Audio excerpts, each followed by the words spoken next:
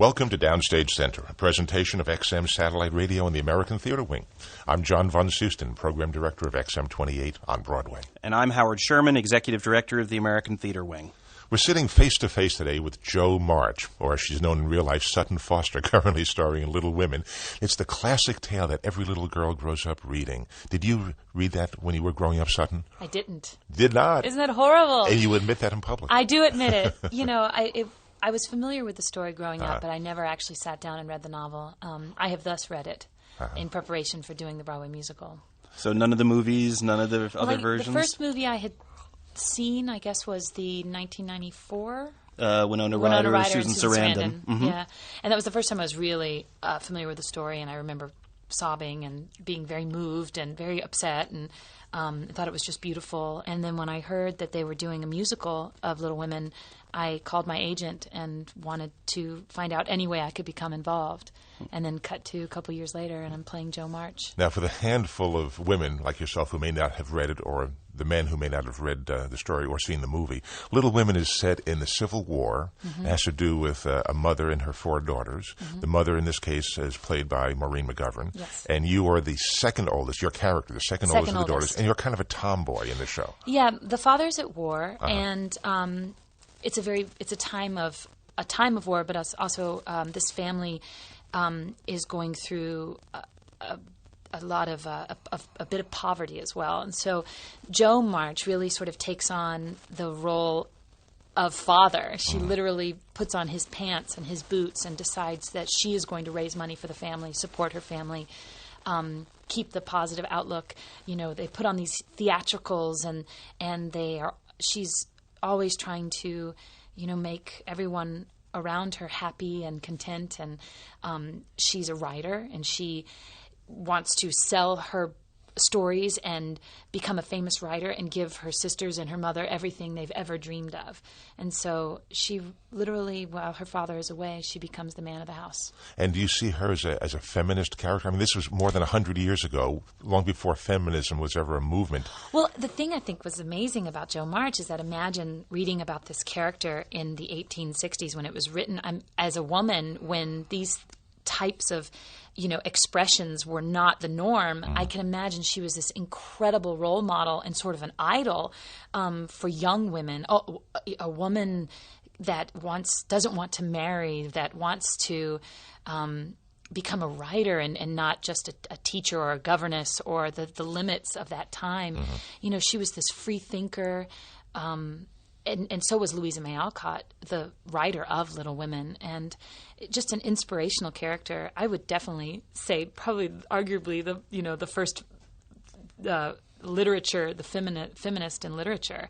But still to this day, I think she's inspiring. In 2005, you know, she's truly a woman, you know, who is making a name for herself. And I think women today still need that type of inspiration. So do men. Everyone does. Now, you, of course, yourself are quite young, so you were born in an era when nothing was forbidden for women to do. But your mother, your grandmother, your people before you absolutely probably grew up in this era. What sort of reaction do you get from people your own age or girls, you know, teenage girls, younger than that, or even older women? What sort of reaction do you get from them about the show itself and about the message that it's sending? I've received some pretty amazing letters from young women my age, older women who have been they say they've seen the show and have been unbelievably inspired, are like taking career changes, like changing their paths because they've been inspired by the message of the show.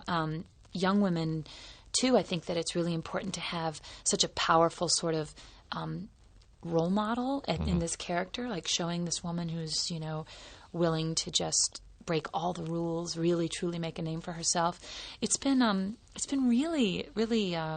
She's also very inspiring to me as well to play her. But I think that's been the most incredible part of this entire experience. Well, you mentioned young women, and I was going to come to this later, but there's the phenomenon that's being written about a lot these days of young women groupies for the young actresses of Broadway, yourself, Idina Menzel, Eden Espinosa. And I'm wondering how that experience, how much you're aware of that experience and whether it's different than when you were doing Millie, now that you're in Little Women. Well, I started experiencing a little bit of it during Millie. It sort of took me by surprise because I don't know. I didn't expect it, and then to receive like letters, and then to have people waiting at the stage door, repeatedly, sort of the same type of fans. But then I also thought, okay, well, I was 14, 15, and if I had the opportunity to meet my idols, who, if I could have met Lea Salonga or Patti LuPone and talked to them for a moment, or if they had written me back, or my mind would have exploded. But now I also feel like the young, inspiring performers of today have a new outlet, which is the internet, which has been, I think, has changed everything. When I was growing up in Troy, Michigan, outside of Detroit, I had no one in my circle was as passionate and freakish about musical theater. And if I had had the opportunity to go online and meet others who shared the same passion all across the country and had like a forum where you could talk about it, or, and then even I've had people that have met each other through the internet, and then they come and they meet because they all have one thing in common. They're really big fans of Millie, or they're really big fans of Little Women, and they've come and they all come see the show, and they're like, oh, I'm from Florida, I'm from New York, I'm from California, and they're from all over, but they met because they all have this one thing in common. So it used to just be the Grateful Dead that got these kinds of fans, and now it can be Sutton Foster. But how, it's I think it's important too. It's one of my, I was growing up aspiring to do this, and I think that it's really important to show these young people that you don't have to compromise who you are, and you can just work really hard, and you can achieve. I was a 14-year-old girl from Troy, Michigan, and now I'm starring in a Broadway show, and so it's and I'm pretty much the same dorky kid that I was when I was 14, but I feel like that it's important for me to show that I didn't compromise my values or suddenly change into a different person to achieve what I wanted. And so I feel like that's an important thing for me to show. Well, I want to jump back now because something you said earlier went by very quickly, and I think there's much more of a story where you commented that you told your agents you'd heard there was a musical of Little Women and if there was any way for you to be a part of it, and then you were.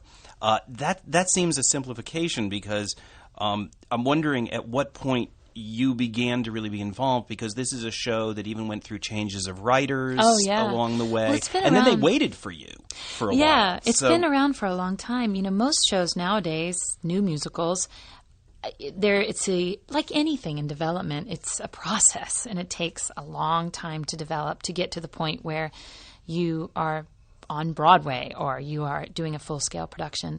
I was aware of the show 6 years ago and just sort of had my ears up about it. And they had called and asked my interest.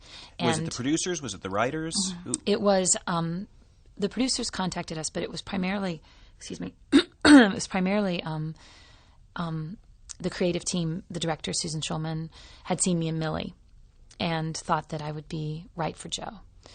And they sent me a script and sent me the music on a CD, and I sat in between shows on a Saturday at Millie and read the script and listened to the CD and cried, and I thought, oh, it's just beautiful. And at that point, I was coming towards the end of my run with Millie, and I was really thinking about what I wanted to do next, and it just seemed like the right next move.